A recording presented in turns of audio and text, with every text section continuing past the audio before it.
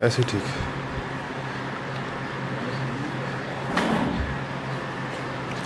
بسم اللہ الرحمن الرحیم نحمدہ ونصلی علی رسولہ الکریم اما بعد فاعوذ باللہ من الشیطان الرجیم بسم اللہ الرحمن الرحیم قال اللہ سبحانہ وتعالی یا ایہا الذین آمنوا اوفوا بالعقود۔ عرض کیا تھا کہ ایمانی صفات میں سے ایک ایک وصف پر یا ایک ایک صفت پر انشاءاللہ گفتگو ہوگی۔ صداقت یا سچائی، جب بھی ایمانی اوصاف پر بات ہوگی تو سب سے پہلے جس وصف کا ذکر آئے گا وہ سچائی ہے۔ میں نے یہ بھی عرض کیا تھا کہ سچائی ہم جتنا جس معنی میں اس کو لیتے ہیں وہ تو اس کے مفہوم میں داخل ہی ہے، لیکن اس کے علاوہ بھی کچھ اس کی تفصیل ہے، اس کے علاوہ بھی کچھ چیزیں اس کے اندر۔ قول اور عمل میں، قول بات کو کہتے ہیں، عمل انسان کے ایکشنز اور اس کے ڈیڈز کو کہتے ہیں۔ اس میں جب مطابقت ہو جاتی ہے، دونوں ایک دوسرے کے ساتھ ہو جاتے ہیں، تو اس عمل کو اس کو صدق کہتے ہیں۔ عربی میں ایک لفظ آپ نے دیکھا ہوگا کہ سچے کو صادق بھی کہتے ہیں۔ انبیاء علیہ الصلوۃ والسلام کی تعریفات میں اللہ جل شانہ نے بعض جگہ فرمایا ہے، نبیوں کا ذکر کر کے ابراہیم کا، یہ اسماعیل علیہ السلام کا، وَكَانَ الصَّادِقُ الْوَعْدِ، کہ وہ اپنے وعدوں کے پکے تھے، اپنی بات کے پکے تھے۔ اور اسی سے لفظ ایک صدیق بھی ہے، صداقت سے ہی نکلا ہے صدیق۔ جب بہت زیادہ کوئی آدمی جب سچا ہو جائے، یعنی کوئی آدمی سچ کا اور سچائی کا ایسا خوگر اور اس کا پیکر ہو جائے تو اس کو صدیق کہتے ہیں۔ انبیاء علیہ الصلوۃ والسلام کے بعد امت میں جو بلند ترین درجہ ہے، جو نبیوں کے علاوہ کسی کو مل سکتا ہے، اس کو بھی مقام صدیقیت کہتے ہیں۔ اور ہم لوگ جو نماز کے اندر دعا کرتے ہیں کہ الذین انعمت علیہم اہدنا الصراط المستقیم صراط الذین انعمت علیہم، کہ اللہ ہمیں سیدھا راستے پر چلا، سورہ فاتحہ میں کہتے ہیں، اور ان لوگوں کا راستہ جن پر تو نے انعام کیا۔ اسی کن پر، ظاہر بات ہے جب یہ بات ہم دعا کرتے ہیں تو پہلا سوال دل میں پیدا ہونا چاہیے کن پر انعام کیا اللہ جل شانہ۔ تو قرآن نے ہی دوسری جگہ پر اس کا جواب دیا ہے کہ اولئک الذین انعم اللہ علیہم من النبیین والصدیقین والشہداء والصالحین۔ تو وہاں یہ بتایا گیا ہے کہ انعام ہوا ہے، سب سے پہلا لفظ آیا نبیوں پر، اولئک الذین انعم اللہ علیہم من النبیین، نبی، والصدیقین، دوسرے مرحلے پر صدیقوں کا ذکر آیا ہے۔ تو اس کا مطلب ہے کہ نبیوں کے بعد درجہ کس کا ہے؟ صدیقین کا ہے۔ آپ کے علم میں ہے کہ انبیاء علیہ الصلوۃ والسلام کے بعد نبی تو سب سے اونچے لوگ ہوتے ہیں دنیا میں، کیونکہ اللہ تعالیٰ کی طرف سے ان کو ایک جو کائنات کے افضل ترین انسان ہیں نبیوں کے بعد، وہ سیدنا ابوبکر صدیق رضی اللہ تعالی عنہ۔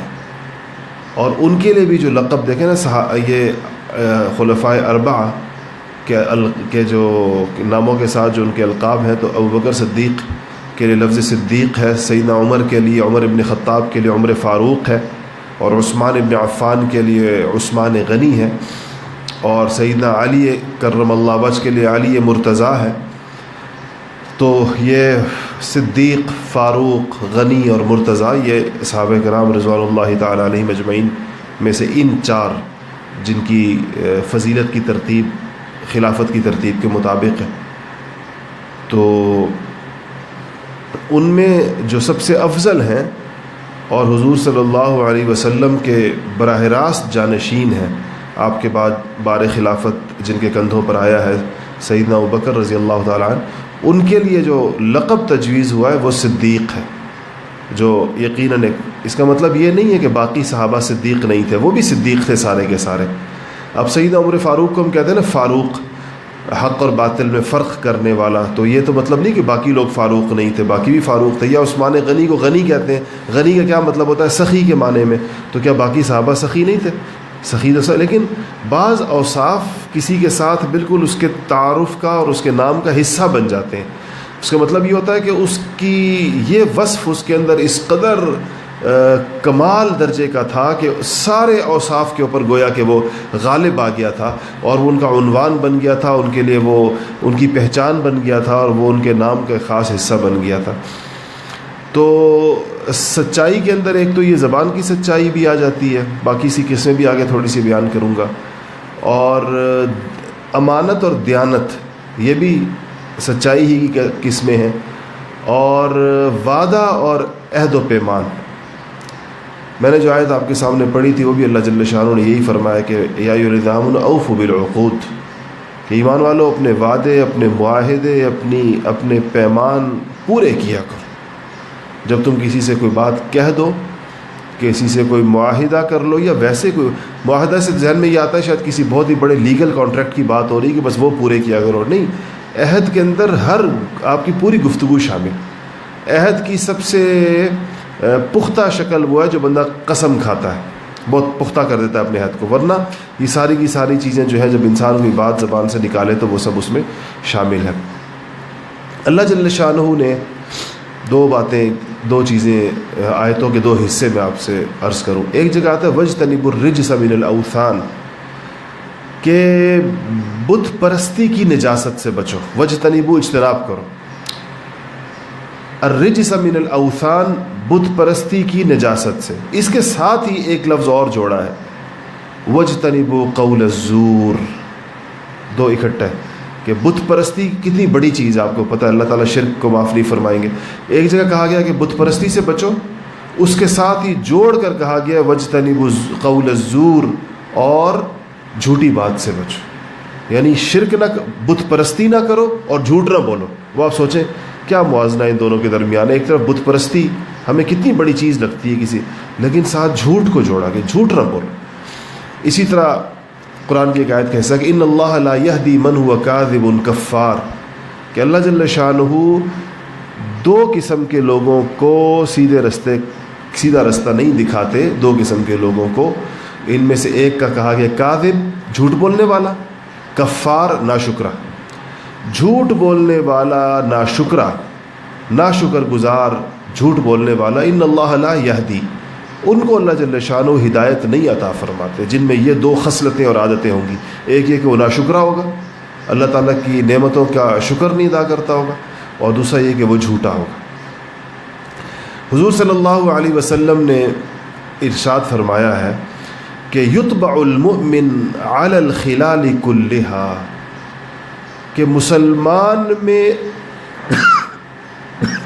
ہر خصلت ہو سکتی ہے، مسلمان ہر خصلت پر پیدا کیا جا سکتا ہے، ہر عادت اس کے اندر ہو سکتی ہے. ہر عادت سے کیا مراد ہے؟ برائی، کہ مسلمان میں ہر برائی ہو سکتی ہے.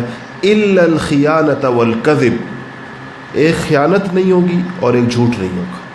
یہ دو چیزیں مسلمان میں نہیں. خیانت کا مطلب ہے کرپشن، جس کو آپ لوگ کہتے ہیں. کسی بھی قسم کی لوگ اموال کے اندر، قوم کے خزانے کے اندر، انفرادی طور پر اگر آپ کو کوئی بندہ امانت دیتا ہے تو یہ اس کے اندر نہیں ہوگی. حدیث شریف میں آتا ہے کہ جب مسلمان جھوٹ بولتا ہے، 1 میل دور چلا جاتا ہے، 1 میل دور جا کر کھڑا ہو جاتا ہے. اچھا، اب جھوٹ کی کچھ قسمیں ہیں، اس کی طرف میں آپ کو بتا دوں، پھر سچ کی طرف آتے ہیں. حدیث شریف میں بڑی وضاحت کے ساتھ کہا گیا ہے کہ ہلاکت ہے اور افسوس ہے اور بربادی ہے اس بندے کے لیے کہ جو جھوٹ اس لیے بولے تاکہ لوگ ہنسیں، لوگوں کو ہنسانے کے لیے، مزاح کے لیے جھوٹ بولے. تو یہ ایک عام طور پر ہمارے یہاں رواج ہے. ہم مجلس کے اندر بعض اوقات ایک لوگوں کو ہنسانے کے لیے جھوٹے لطیفے بناتے ہیں، سناتے ہیں لوگوں کو. اس کی طرف سے خاص طور پر ممانعت آئی ہے کہ وہ جھوٹ اس پر نہیں بولنا، یعنی اس کے لیے ہنسانے کے لیے بھی جھوٹ نہیں بولنا چاہیے۔ دوسری ایک بہت مشہور روایت حدیث کے حوالے سے کہ کفا بالمرء کذبا ان یحدث بکل ما سمع، کہ کسی آدمی کے جھوٹا ہونے کے لیے، یعنی اس کا جھوٹا طے ہو جانے کے لیے، کیا کہیں گے، جیسے ایک رجسٹرڈ جھوٹا ہونے کے لیے، طے شدہ جھوٹا ہونے کے لیے یہ کافی ہے کہ وہ جو سنتا ہے آگے پہنچاتا رہتا ہے۔ آج کل آپ کے پاس وہ سارے ذرائع آ گئے ہیں جس سے یہ چیز زیادہ آسان ہو گئی ہے، واٹس ایپ ہے اور سوشل میڈیا ہے، تو بندہ جو کچھ سن رہا ہے، جو کچھ دیکھ رہا ہے، بغیر تحقیق کے اس کو اگر آگے پہنچا رہا ہے تو اس کا مطلب یہ ہے کہ یہ رجسٹرڈ جھوٹا ہے، اس کے جھوٹا ہونے کے اندر کوئی کلام نہیں ہے، اور گویا کہ اس کو یہ جھوٹ کی سند جو ہے وہ دی جا سکتی ہے کہ اس نے ہر چیز آگے پہنچا دی۔ جھوٹ کی ایک اور بڑی سخت ترین قسم ہے اور وہ ہے جھوٹی گواہی، اور وہ یوں سمجھیں کہ بعض جگہ یہ ایک روایت ہے میرے سامنے کہ حضرت صحابی ہیں، فرماتے ہیں کہ رسول اللہ صلی اللہ علیہ وسلم نے ایک دن صبح کی نماز پڑھی اور جب اس سے فارغ ہو گئے تو ایک دم کھڑے ہو گئے اور فرمایا کہ عدلت شہادت الزور بالاشراک باللہ 3 مرات ثم قرأ فاجتنبوا قول الزور حنفاء للہ غیر المشرکین بہ۔ آپ نے فرمایا کہ جھوٹی گواہی اللہ تعالیٰ کے ساتھ شرک کرنے کے برابر کر دی گئی۔ فجر وفر 3 دفعہ فرمایا جھوٹی گواہی ایسی ہے جیسے اللہ کے ساتھ شرک، جھوٹی گواہی ایسی ہے جیسے اللہ کے ساتھ شرک، یہ جھوٹی گواہی ایسی ہے جیسے اللہ کے ساتھ شرک، 3 دفعہ فرمایا، اور پھر یہ آیت پڑھی کہ فاجتنبوا قول الزور، کہ جھوٹی بات سے تم لوگ بچو۔ تو جھوٹی گواہی آج ہمارے ہاں ایک بہت بڑا مسئلہ ہے، آپ کو پتہ نہیں معلوم ہوگا یا نہیں کہ ہماری عدالتوں کے اندر جھوٹے گواہ باقاعدہ مہیا ہوتے ہیں اور وہ بیٹھے ہوئے ہوتے ہیں باقاعدہ، یعنی اگر آپ کسی وکیل سے کہیں تو وہ آپ سے پوچھے گا کہ اگر کہیں تو جھوٹے گواہ پیدا کر دیے جائیں اس پر، تو جھوٹی گواہی کا ریٹ ہوتا ہے باقاعدہ، اور وہ مقدمے کے اس کے اعتبار سے ہوتا ہے، مقدمے کی سنجیدگی کے اعتبار سے ہوتا ہے۔ جتنا بڑا مقدمہ ہوگا، جتنا سیریس کیس ہوگا، جتنی زیادہ دفعات اس میں لگی ہیں، جتنی خطرناک دفعات لگی ہوئی ہوں گی، اتنا اس کی گواہی کا ریٹ زیادہ ہوگا۔ اور پروفیشنل جھوٹے گواہ جن کا کام ہی یہی ہے، وہ بیٹھے ہی اس لیے ہیں کہ وہ جھوٹ بولتے ہیں، تو اتنی سخت چیز ہے، شرک کے برابر اس کو قرار دیا گیا۔ اسی طرح جھوٹی قسمیں کھانا، ہمارے یہاں بعض اوقات رواج ہے، لوگ قسم یاد رکھیں کہ اللہ تعالیٰ کو گواہ بنانے کو قسم کہتے ہیں، کہ آپ کسی بات پر اللہ تعالیٰ کو گواہ بنا رہے ہیں کہ اللہ تعالیٰ اس بات پہ گواہ ہے، تو جب یہ بات بندہ کرے اور اس میں جھوٹ ہو تو یہ کتنی سخت بات ہے۔ اس قسم کے جھوٹ سے تو ظاہر انسان کو بہت زیادہ۔ جھوٹ کی ایک اور قسم بہتان ہے، کسی پر ایسا الزام لگانا جو ثابت نہ ہو، بڑی سخت چیز ہے اس پہ ان چیزوں میں سے جن پر آپ کو پتہ ہے کہ چند چیزیں ہیں جن پر حد جاری ہوتی ہے۔ حد اس سزا کو کہتے ہیں جو اللہ تعالیٰ نے مقرر کی، تعزیر اس سزا کو کہتے ہیں جو قاضی دیتا ہے، اس کو تعزیر کہتے ہیں۔ حد اس سزا کو کہتے ہیں جو اللہ جل شانہ نے مقرر کر دی، جیسے کہ زنا کی سزا ہے کہ اگر وہ شادی شدہ ہے تو اس کو سنسار کیا جائے گا، غیر شادی شدہ ہے تو اس کو 100 کوڑے لگائے جائیں گے، یا شراب پینے کی سزا ہے۔ ایسے ہی تہمت یا بہتان جو ہے اس کی بھی حد مقرر ہے، اس کے اوپر سزا دی جاتی ہے، یہ بڑی سخت ترین بات ہے، اور اس کے اوپر کسی کے اوپر لگانا سختی کے ساتھ ممنوع ہے۔ جھوٹا وعدہ کرنا یا وعدہ خلافی کرنا، یہ بھی ظاہر بات ہے کہ جھوٹ کی اقسام میں سے ہے، اور اللہ جل شانہ نے، میں نے آپ کے سامنے جو کہا آیت پڑھی، ایک اور آیت ہے کہ وَأَوْفُوا بِالْعَهْدِ إِنَّ الْعَهْدَ كَانَ مَسْئُولًا، کہ اللہ جل شانہ فرماتے ہیں کہ اپنے وعدوں کو پورا کرو کیونکہ وعدوں کی باز پرس ہوگی، پوچھا جائے گا جو وعدے کیے گئے۔ اس کے بعد میں آپ کو جو چیز بتانا چاہ رہا تھا وہ یہ ہے کہ سچائی کی کچھ قسمیں ہیں۔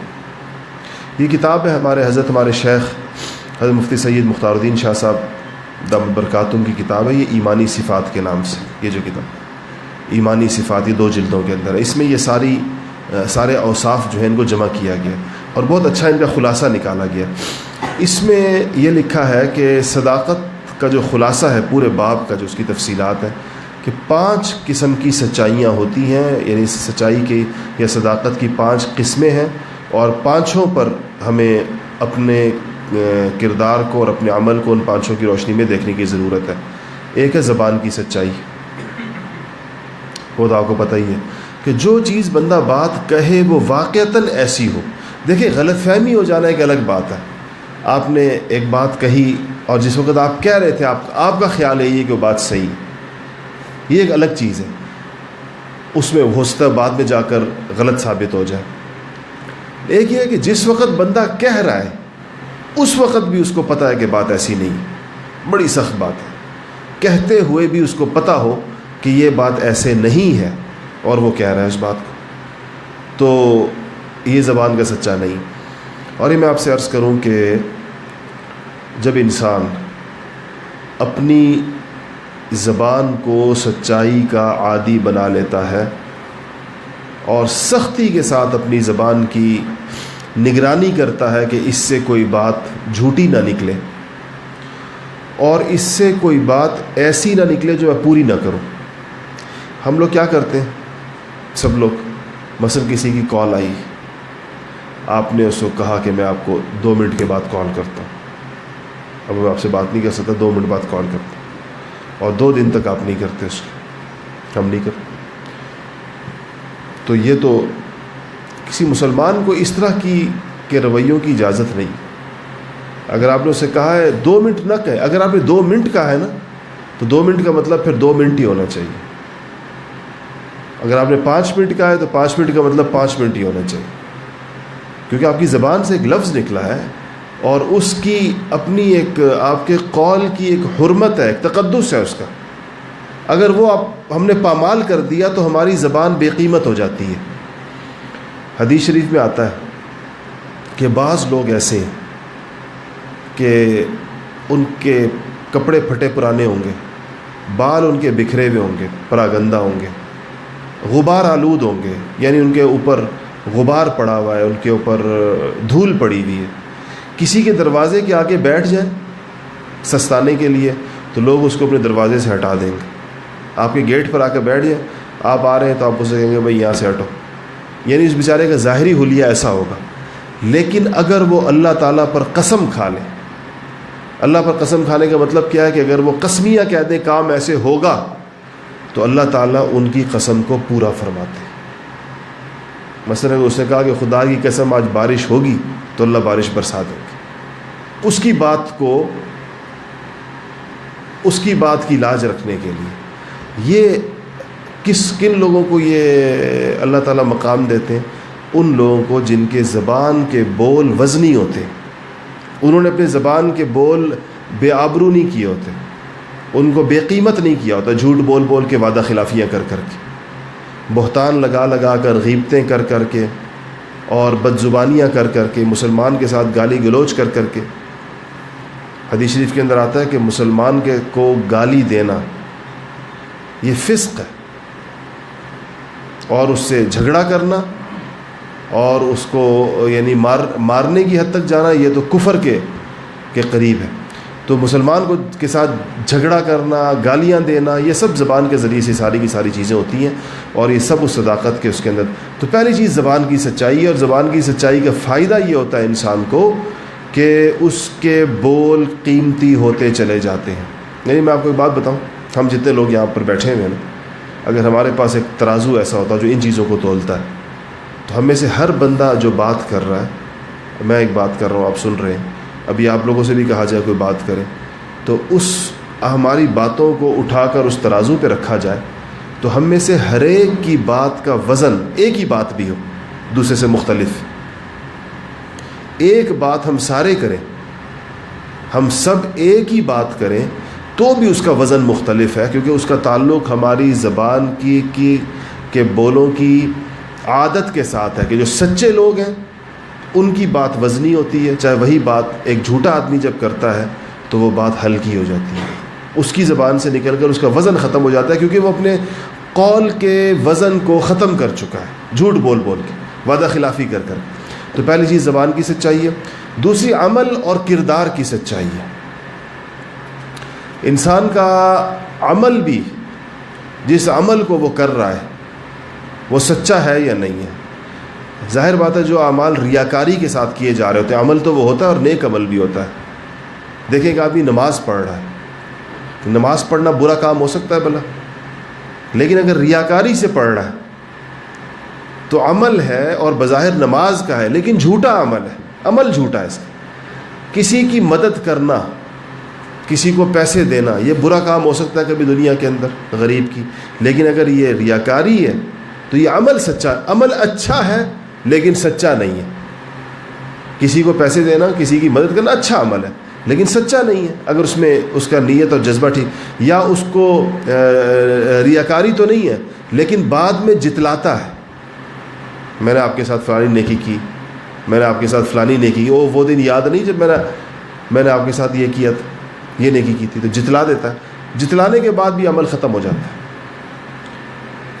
تو عمل کا سچا ہونا، حکیم الامت حضرت مولانا اشرف علی تھانوی صاحب رحمۃ اللہ لکھا ہے کہ ایک نواب صاحب تھے، ان کے یہاں مہمان آیا تو کہنے لگے، اپنے خادم سے کہنے لگے کہ بھائی انہوں نے نماز پڑھنی تھی، وہ والا مصلی لے آؤ ان صاحب کے لیے جو ہم چوتھے حج سے واپسی پر لے کر آئے تھے، جو ہم چوتھے حج سے واپسی پر جو مصلی لے کر آئے تھے تو وہ لے آؤ تاکہ وہ ان کو نماز پڑھائے. فرمایا کہ ایک جملے کے اندر اپنے چاروں حجوں سے فارغ ہو گئے. یعنی یہ جو حوالہ دیا چوتھے حج سے واپسی پر، اس کا مقصد کیا تھا کہ پتہ چلے میں نے 4 حج کیے ہیں. فرمایا ایک جملے میں 4 حج گئے.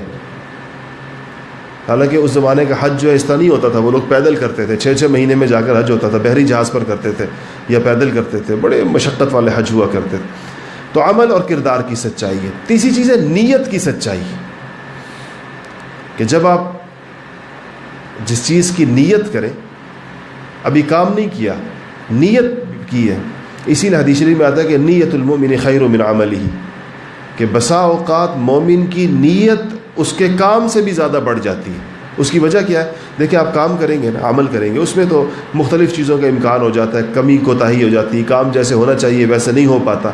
لیکن نیت ایسی چیز ہے کہ اگر آپ اچھی اور پکی اور سچی اور اعلیٰ اور اونچی قسم کی نیت کر لیں گے تو اس کا پورا، تو نیت تو ارادے کو کہتے ہیں، عمل تو ہے نہیں کہ اس میں کمی کوتاہی رہ جائے، تو نیت تو ارادہ ہے. تو اس نیت سے انسان کو بعض اوقات مقبول عمل کا ثواب مل جاتا ہے.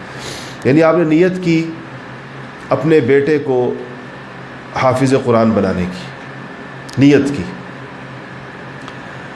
تو آپ کو اس نیت کے اوپر ایک مقبول حافظ بیٹے کا ثواب ملے گا. حالانکہ جب آپ عمل کریں گے، اس کو بنائیں گے، ہو سکتا ہے وہ کچا حافظ بنے، ہو سکتا ہے وہ بعمل حافظ نہ بنے. یعنی عمل میں تو خرابیاں ہو سکتی ہیں، نیت کے اندر پورا کا پورا ثواب ملتا ہے. تو نیت کی سچائی ہے. چوتھی ہے عزم کی اور ایفاء عزم، عزم کو پورا کرنے کی سچائی.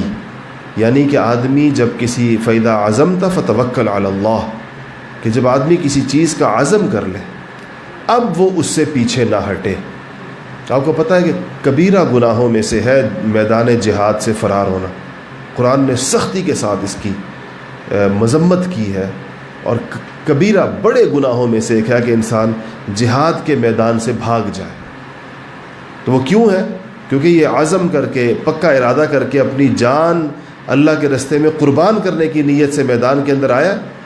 اللہ جل شانہ کو انتہائی غیرت آتی ہے اس بات کے اوپر، اور انتہائی اللہ تعالیٰ اس پہ ناراض ہوتے ہیں کہ ابھی اپنے عزم کو توڑے موت کو سامنے دیکھ کر. میدان جہاد کوئی اتنی آسان جگہ تو ہوتی نہیں ہے، کیونکہ وہاں تو ظاہر بات ہے کہ جانیں جا رہی ہوتی، انسان موت کو اپنی آنکھوں کے سامنے دیکھ رہا ہوتا. اس وقت بھی اس کو کہا یہ گیا ہے کہ تم اپنے عزم کو توڑو نہیں.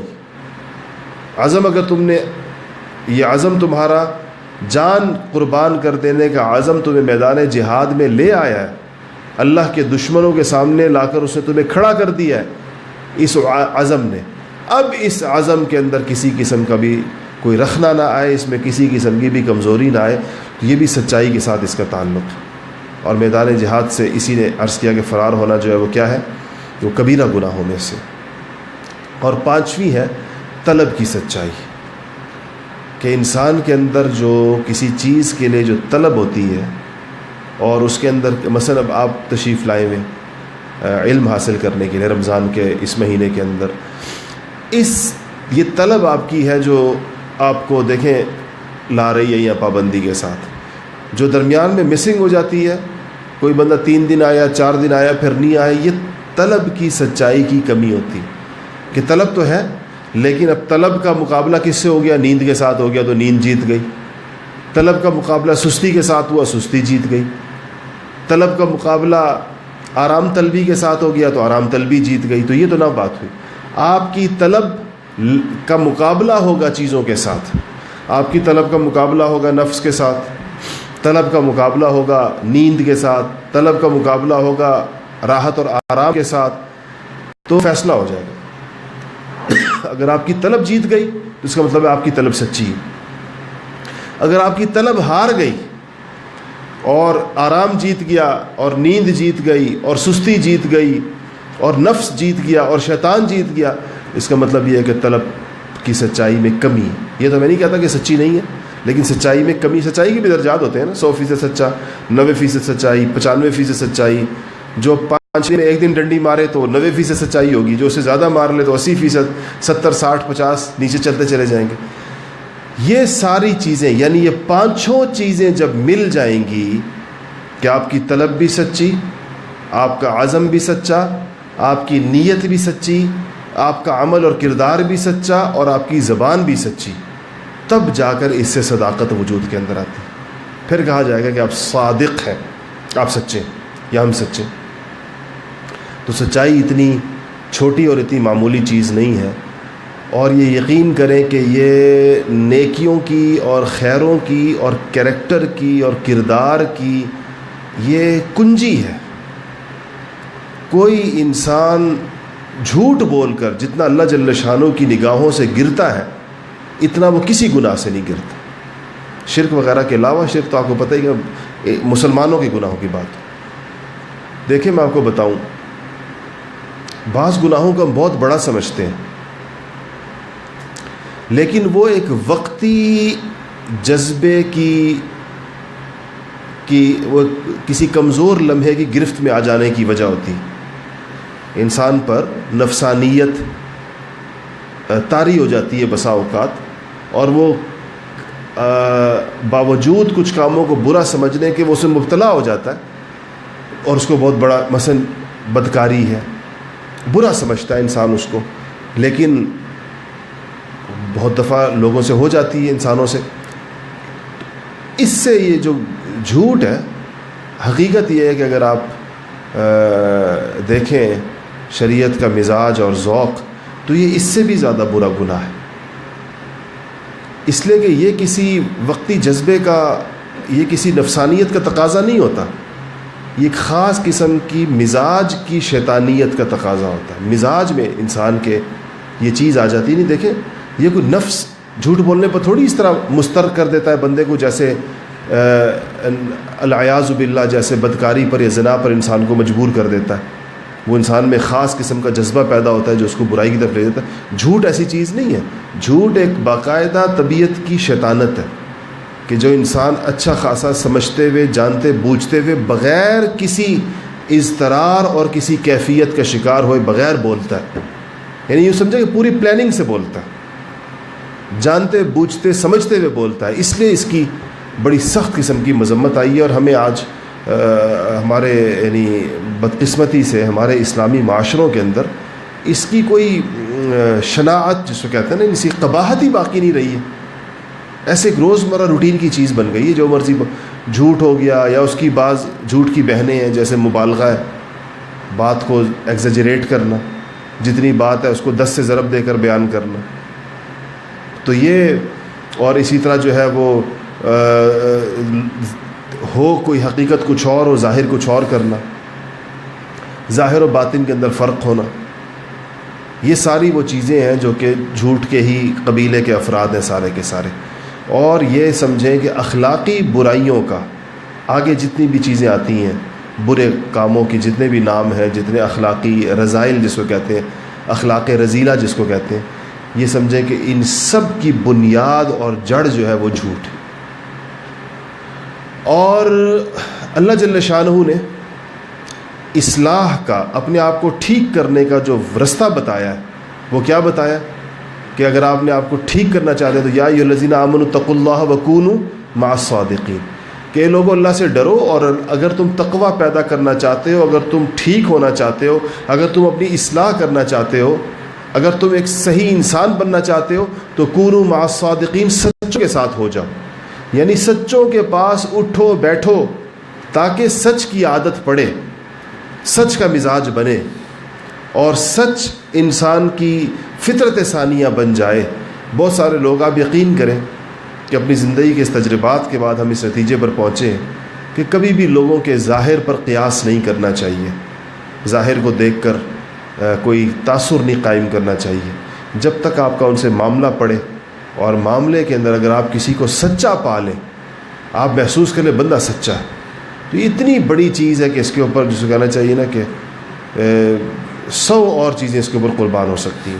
اور ایک بڑا بظاہر صاحب جبہ و دستار ہو، اور ساری کی ساری چیزیں اس کے اندر اوپر سے نیچے تک آپ دیکھیں تو پشتوں کا محاورہ ہے کہ اگر اس کو دیکھے تو ہندو مسلمان ہو جائے۔ پشتوں کے اندر جب کسی بندے کا ظاہری حلیہ بہت برابر ہو نا، مطلب بہت سب کچھ سیٹ ہو، تو کہتے ہیں کہ اس کی تو ایسی شکل ہے کہ ہندو مسلمان ہوتا ہے اس کو دیکھ کر۔ تو وہ ہندو مسلمان ہو رہا ہو دیکھنے سے، لیکن انسان سچا نہ ہو، امین نہ ہو، تو کیا فائدہ؟ اس سے کیا کسی کو فائدہ پہنچے گا؟ اور کیا اس نے سیکھا دین؟ اس کا کیا دین ہے اس کا، اگر انسان کے اندر یہ چیزیں موجود نہ ہوں؟ اور یقین کریں کہ یہ ایسی عجیب چیزیں ہیں کہ ہم نے تو، جو ہمارا تجربہ ہوا ہے کہ اس میں بظاہر دیندار سمجھے جانے والے لوگ، جن کو لوگ ان کو دیکھ کر دینداری کا تاثر لیتے ہیں، ان چیزوں کے اندر عجیب عجیب چیزیں سامنے آتی ہیں۔ جب لوگوں کا معاملہ پڑتا ہے تو لوگوں کو پتہ چلتا ہے کہ اچھا ہم تو یہ سمجھ رہے تھے کہ یہ صاحب ان معاملے، اور اس میں بعض لوگ ایسے ہوتے ہیں جن کی شکل و شباہت سے کوئی بہت بڑی دینداری نہیں ٹپکتی، لیکن سچائی کے اندر اور ان چیزوں میں ہم نے دیکھا ہے کہ انہوں نے اپنے، اللہ تعالیٰ نے ان کو یا تو کوئی ایسی صحبت نصیب ہوئی ہوتی ہے، یا کوئی ان کی اچھی تربیت ہوئی ہوتی ہے، یا ایک ویسے ایک بندے کے اندر ضبط نفس ہوتا ہے کہ ان چیزوں میں اللہ تعالیٰ نے ان کو زیادہ نوازا ہوتا ہے، اور زیادہ ان کے اندر ایک اس کی، تو اس کا تعلق انسان کے باطن کے ساتھ بھی ہے، باطن کے اثرات ظاہر کے اوپر بے شک پڑتے ہیں، اس میں کوئی شبہ نہیں ہے، لیکن یہ وہ اصل اوصاف ہیں جس پر اپنے کردار کی بنیاد رکھنی چاہیے اور اپنی نگرانی کرنی چاہیے۔ اچھا، اگر کسی کو 2-3 چیزیں ہیں، اس کا علاج کیا ہو، ہر انسان غور کرے اپنے اوپر، کہیں مجھے جھوٹ کی عادت تو نہیں ہے، کہیں مجھے مبالغے کی عادت تو نہیں ہے، تو اگر ہے ایسا تو ایک تو علاج اس کا یہ ہے کہ سچوں کے ساتھ رہے، جو قرآن نے بتایا کونوا مع الصادقین، کچھ وقت سچوں کے ساتھ گزارے، اللہ والوں کے ساتھ گزارے، نیک لوگوں کے ساتھ گزارے، سچ بولنے والے، ان کے ساتھ سچائی کی عادت ہوگی۔ اور دوسرا یہ ہے کہ جھوٹ پر اپنے آپ کو جرمانہ کرے۔ جب کبھی زبان سے جھوٹ نکل جائے، جب کبھی مبالغہ ہو جائے اور بندہ سمجھ جائے کہ میں نے غلط بات کہہ دی جو مجھے نہیں کہنی چاہیے تھی، تو پھر اس پر اپنے اوپر کوئی اچھا خاصا جرمانہ رکھے، ایسا جرمانہ رکھے جو اس کے نفس کو شاق ہو، اس کے نفس پر بوجھ پڑے جس کا۔ یہ نہیں کہ آپ کہیں کہ چلو ٹھیک ہے جی 1 روپے جرمانہ ہو گیا، اور 100 جھوٹ بولیں گے تو 100 روپے ہو جائیں گے، تو پھر سارا 1 مہینہ جھوٹ بولتے رہے، آخر میں 100 روپے نکال کے صدقہ کر دیں۔ ایسا نہیں، ایسا جرمانہ رکھیں کہ وہ واقعی اس کو نکالتے ہوئے نفس کو ٹھیک ٹھاک تکلیف پہنچے، اور وہ سمجھے کہ یہ سزا ہے میرے لیے۔ اور بعض حضرات کہتے ہیں کہ نوافل، جو چیز مشکل ہو، بعض لوگوں کے لیے پیسہ دینا مشکل نہیں ہوتا، ان کو چاہیے کہ نفلوں کا جرمانہ رکھے، اور بعض لوگوں کے لیے نفل پڑھنا مشکل نہیں ہوتا، تو ان کو چاہیے کہ پیسوں کا جرمانہ رکھے۔ تو جس کے لیے جو چیز آسان ہے، دوسری چیز ہے جو نفل پڑھ سکتا ہے وہ کہے میں تو 100 نفل پڑھ سکتا ہوں، لیکن 100 روپے دینا بڑا مشکل ہے، 100 نفل مجھ سے پڑھوا لیں آپ بے شک۔ ایسے لوگ ہوتے ہیں نا محسن، کہ کہیں گے کہ جی 100 نفل مجھ سے پڑھوا لیں لیکن 100 روپے نہ دلوائیں مجھ سے، تو ان لوگوں کو چاہیے کہ وہ کیا کریں، پیسوں کا جرمانہ رکھیں۔ اور بعض لوگ کہیں گے مجھ سے 1000 روپے لے لو لیکن مجھ سے نفل نہ پڑھواؤ، یہ مجھ سے نہیں کھڑا ہوا جاتا۔ ان کو چاہیے کہ اپنے اوپر نفل کا جرمانہ رکھیں کہ اگر مجھ سے جھوٹ، مجھ سے سرزد ہو گیا، میری زبان سے نکل گیا، تو میں اتنا یہ چند دفعہ آپ کریں، آپ دیکھیں گے انشاءاللہ یہ عادت آہستہ آہستہ چھوٹ جائے گی۔ ان دونوں چیزوں کا بیک وقت اہتمام کیا جائے، ایک صلحاء کی، نیک لوگوں کی، صادقین کی، سچوں کی صحبت ہو، اور دوسرا یہ ہے کہ اگر پھر بھی جھوٹ کا ارتکاب ہوتا ہے، اگر پھر بھی جھوٹ کی طرف انسان جاتا ہے تو پھر اس کے لیے کوئی تعدیبی کارروائی اپنے ساتھ کرنی چاہیے۔ اللہ جل شانہ ہم سب کو سچ بولنے کی اور سچا بننے کی توفیق عطا فرمائے۔ وآخر دعوانا الحمدللہ رب العالمین۔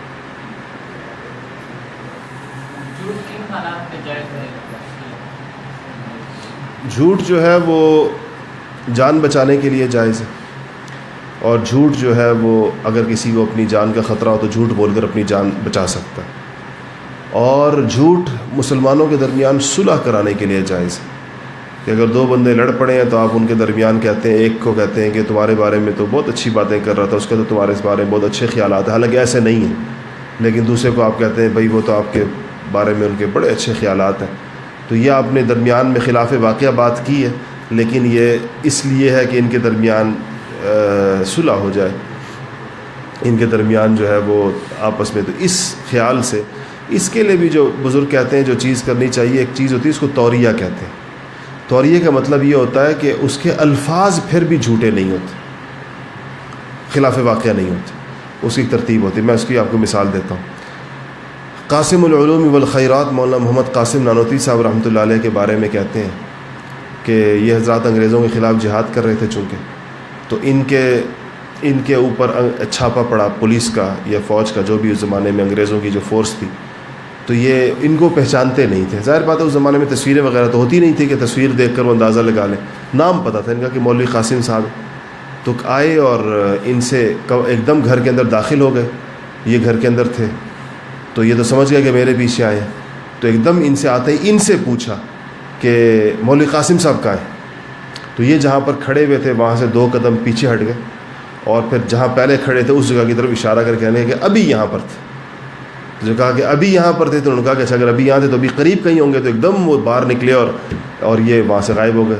تو جھوٹ یہ بھی نہیں تھا، کیونکہ ابھی 2 منٹ پہلے تو 10 سیکنڈ پہلے وہیں پر تھے، تو کہا کہ ابھی یہاں پر تھے، اور لیکن تاثر دوسرے کو کیا کیا کہ ابھی یہاں پر تھے، تو اس کا یہ نہیں ان کو پتہ چلا کہ جو کہہ رہا ہے یہ خود ہی وہی ہے۔ تو اس کو دیکھیں، ایک انسان کو انگریز جس زمانے کے اندر یہ جنگ آزادی کے ہیرو تھے، یہ لوگ جنگ آزادی کے مجاہدین تھے، اور ان کی جانوں کو انگریزوں سے خطرہ تھا، اپنی جان کے خطرے کے وقت میں بھی انہوں نے خلاف واقعہ بات نہیں کی، یہ نہیں کہا وہ یہاں نہیں ہے، یہ کہتے تھے نا جائز تو یہ بھی تھا، اگر کہہ دیتے کہ یہاں نہیں ہے تو جائز تھا، کیونکہ جان بچانے کے لیے جھوٹ بولا جا سکتا ہے، لیکن یہ بھی انہوں نے کہنا پسند نہیں کیا۔ انہوں نے فوراً اللہ نے ان کے ذہن کے اندر ایک ایسی بات ڈالی کہ حکیم علومت، دیکھیں میں ایک چیز آپ کو بتاؤں، اہل علم علماء اپنے آپ کو عالم نہیں کہتے، ٹھیک ہے نا؟ تو کسی عالم کو آپ نہیں سنیں گے وہ کہے میں عالم دین ہوں، یہ کبھی نہیں کہے گا کوئی عالم۔ اپنے آپ کو عالم نہ کہتے ہیں نہ سمجھتے ہیں، کیونکہ علم اتنی اونچی چیز ہے اور اس کے اتنے درجات ہیں کہ اس کے اندر جو بندہ اوپر سے اوپر بھی ہوتا ہے وہ سمجھتا ہے کہ میں طالب علم ہوں، ابھی تو میں بالکل اس کی الف بے کے اند تک پہنچا ہوں، حالانکہ ہوتا بہت بڑا عالم ہے۔ ایک مقدمے میں انگریزوں کا زمانہ تھا، تو مقدمہ کوئی مسلمانوں کے آئلی قوانین وغیرہ سے متعلق تھا، تو انگریز جج نے کہا کہ کسی مسلمان عالم کو لے کر آؤ کہ ہم پوچھیں کہ مسلمانوں کی شریعت میں یہ مسئلہ کیسے ہے۔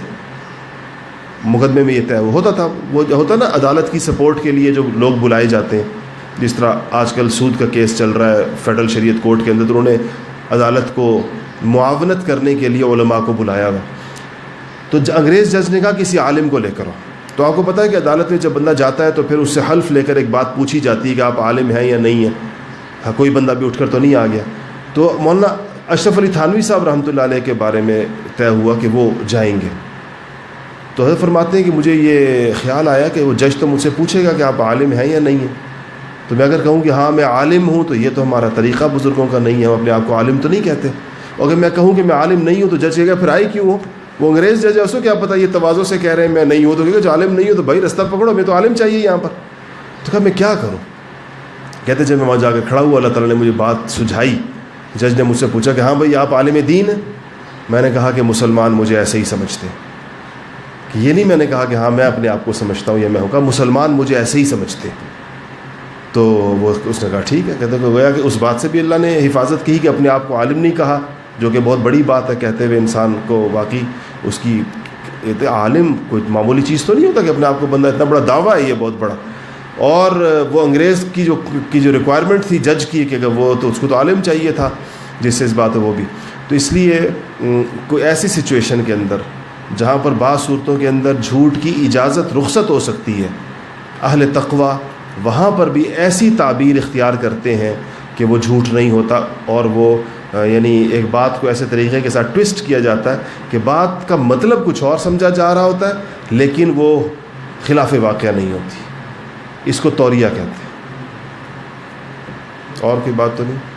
عزم کے بارے میں جو آپ نے بات کی، تو عزم جو ہے وہ اس کو تھوڑا سا مزید ڈیفائن کیا جائے کہ اب ہم لوگوں نے ایک ارادہ کیا ہے لیکن بعض معاملات کی وجہ سے اس کو پورا نہیں کیا جا سکتا، تو وہ بھی جھوٹ میں آئے گا. سپوز میں نے ایک جسٹ فار ایگزامپل کہ میں نے سوچا کہ میں اتنا جو ہے روزانہ پڑھوں گا اور میں اتنا نہیں پڑھ پاتا کچھ وجوہات تو وہ بھی. جی بہت صحیح، درست، بہت اچھا سوال کیا آپ نے. یہ پوچھ رہے ہیں کہ عزم اپنے باتوں پر بعض اوقات انسان پورا تو نہیں اتر پاتا. دیکھیں جس وقت انسان نیت کر رہا ہو تو ایک تو وہ کہ اس کے اندر پکی اور پختہ نیت ہو، اس پر کوئی ایسا عذر پیش آ جائے کہ جس کے اندر اس پر عمل کرنا مشکل ہو جائے، کوئی عذر ایسا، تب تو ظاہر بات ہے کہ انسان کو اس کے اندر اللہ تعالیٰ کی اس کو کہتے ہیں کوئی شرعی جس کو کہنا چاہیے کہ عذر پیش آ جائے. لیکن اگر سستی، کاہلی یا کاموں کو پورا نہ کرنے کی عادت، تو یہ تو ظاہر بات ہے کہ عزم کی سچائی کے خلاف ہے. اور کوئی عذر شرعی پیش آ جانا، یہ ایسے جیسے کہ وہ آپ نے پکا پختہ عزم کیا ہوا ہے کہ آپ رمضان کے سارے روزے رکھیں گے، یہ عزم تو آپ کا پکا ہے. اللہ نہ کرے کسی کو کوئی ایسی بیماری پیش آ گئی کہ جس میں نہیں رکھ سکتا، وہ بیماری ایسی آ گئی، تو یہ ظاہر بات ہے کہ ایک انفورسین چیز ہے وہ، لیکن اس میں اللہ تعالیٰ نے اس کو رخصت دی ہوئی ہے. ایسے ہی باقی کاموں کے اندر بھی ایسے عذر کا پیش آ جانا جس کی وجہ سے اس کام کو کرنا بوجوہ ممکن نہ رہے، یا مشکل اتنا ہو جائے کہ وہ واقعتاً ایک اس کے لیے وہ عذر ہو، حقیقی عذر ہو، وہ تو عزم کی سچائی کے خلاف نہیں ہے. عزم کی سچائی کے خلاف کیا چیز ہے؟ نفسانیت، سستی، کاہلی، ٹال مٹول کی عادت، اور چیزوں کو مکمل نہ کرنے کی اور اپنے انجام تک نہ پہنچانے کی جو انسان کی سرشت ہے، یہ چیزیں عزم کی سچائی کے خلاف ہے. اس کی یا عزم کی سچائی سے مراد ہے کہ اس بات کی پریکٹس کی جائے، اس بات کی مشق کی جائے کہ جب کوئی عزم کیا جائے تو اپنے اوپر جبر کر کے، اپنے آپ کو پابند کر کے اس کو پورا کیا جائے. اب دیکھیں آپ لوگوں کا آج ماشاءاللہ پانچواں دن ہے. 5 دنوں میں یہاں آنے میں آپ کو اپنے ساتھ جنگ کرنی پڑتی ہے یا نہیں کرنی پڑتی بیٹھنے فجر کے بعد؟ تو اگر یہ جنگ آپ چھوڑ دیں، آپ بھی کتنے دور سے آتے ہیں، کہاں سے آتے ہیں؟ وہ قاسم مارکیٹ، پنڈی کا دوسرا کونا. تو فجر پڑھ کر قاسم مارکیٹ سے یہاں تک پہنچنا، یہ روز اپنے ساتھ ایک جنگ ہے. تو اس جنگ کو اگر آپ ذرا سا بھی اپنے آپ کو آپ سوچیں گے تو لائیو ٹرانسمٹ ہو رہا ہے، چلو جی گھر بیٹھ کے اپنے بستر کے اندر بیٹھ کے اپنے موبائل کے اوپر فیس بک کے اوپر دیکھ لیا کروں گا، تو یہ کتنے سارے لوگ اس وجہ سے رہ گئے آنے سے کہ انہوں کو پتہ چلا اچھا لائیو ٹرانسمٹ ہو رہا ہے، چلو پھر تو بستر کے اندر سنیں گے. تو بستر کے اندر بیٹھ کر اس کو سننے کے اندر اور یہ مجاہدہ کر کے یہاں پر آ کر یہاں سننے کے اندر زمین اور آسمان کا فرق ہے. سننا تو مقصود ہی نہیں ہے، عمل مقصود ہے. اور عمل کے اندر اللہ تعالیٰ مجاہدے کو دیکھتے ہیں کہ اس بات کو سننے کے لیے یا اس بات کو لینے کے لیے اس نے کتنی مشقت کی. تو جتنی مشقت زیادہ ہے، جتنی اپنے آپ سے جنگ زیادہ ہے، تو اتنا اس پر عمل کرنے کے امکانات زیادہ ہیں کہ اس کو توفیق زیادہ ہوگی، اس کو عمل کرنے کی توفیق ہوگی. اور اگر وہ کہے کہ یوں، تو اگر آپ دیکھیں کہ تو یوٹیوب کے اوپر کروڑوں بیانات پڑے ہوئے، بندہ سنتا رہے وہاں پر، اگر اس کو سننے سے اس کی زندگی پلٹ سکتی ہے تو اور اس کو اس سے بڑی آسانی کیا ہو سکتی ہے. لیکن اس کے لیے تو عزم کی سچائی میں ان چیزوں کا عمل دخل دونوں میں، دینی دنیاوی دونوں معاملات. دنیاوی معاملات کے عزائم بھی ایسے ہی ہیں، سچے بھی ہوتے ہیں، جھوٹے بھی ہوتے ہیں، اور اس سے بھی انسان کی طبیعت جو ہے وہ، لیکن وہاں چونکہ فائدہ ضرور نظر آ رہا ہوتا ہے، اس لیے اب مثلا کسی بھی آدمی کو صبح اپنی دکان کھولنے کے لیے بہت بڑا مجاہدہ نہیں کرنا پڑتا. صبح تلاوت کرنے کے لیے جتنا مجاہدہ کرنا پڑتا ہے، دکان کھولنے کے لیے اتنا نہیں کرنا پڑتا، اس لیے کہ اس کا فائدہ نظر آ رہا ہوتا ہے کہ بھائی دکان کھولوں گا تو یہ فائدہ. اور آخرت کے فوائد چونکہ تھوڑے سے دور ہیں، ایسے فوراً نہیں ہے کہ صاحب دکان کھولیں گے تو شام کو ہی پیسے لے کر گھر آ جائیں گے نا، 12 گھنٹے میں اس کا فائدہ سامنے آ جائے گا. تلاوت کا فائدہ اتنی جلدی تو چند گھنٹوں میں سامنے آتا نہیں ہے، اس لیے اسے مشکل پیش آتی ہے. جزاکم اللہ.